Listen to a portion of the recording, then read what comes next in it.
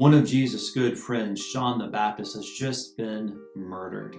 And Jesus decides that he needs to get away from the crowds. He needs to get away from everyone, to get away to a solitary place so that he can begin processing his grief. So Jesus gets in a boat and he does just that. He begins heading to a solitary place. But the crowds that Jesus was with, they caught wind of all of this, and they decide that they're going to follow Jesus along the shoreline as he's in the boat on the sea, and they're going to meet him wherever he lands.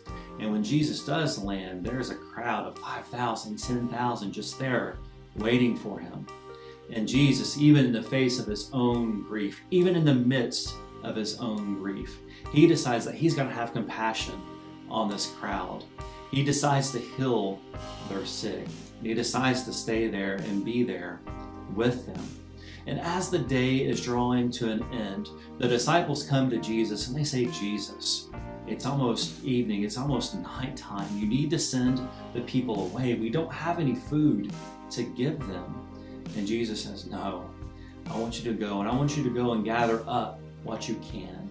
And they come back to Jesus with a few loaves of bread and a couple of fish, knowing in their hearts there's no way that Jesus is going to be able to feed this massive crowd with what they brought back. But Jesus takes the food and he blesses it and he thanks the Father for the provision. And then he sends the disciples out and they begin feeding the food. And long story short, they don't ever run out of food. There's just enough to take care of everyone.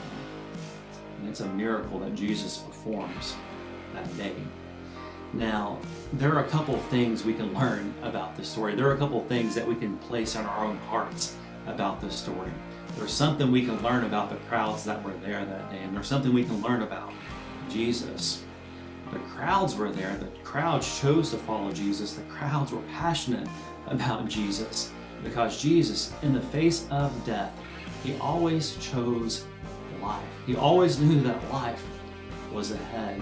And in the process of processing his own grief, he was choosing life. He was choosing compassion. And there was something about that that spoke to the souls of people and still speaks to the souls of people today. And Jesus, if you want to know what real love is, what selfless love is, look no further than Jesus. Jesus is the perfect image of selfless love. He had the right to process his grief that day. He had the right to go and be alone and just cry, just mourn over this loss of a friend. And I'm sure he did later that night, but in the midst of all of it, he was still choosing love. He was still choosing compassion.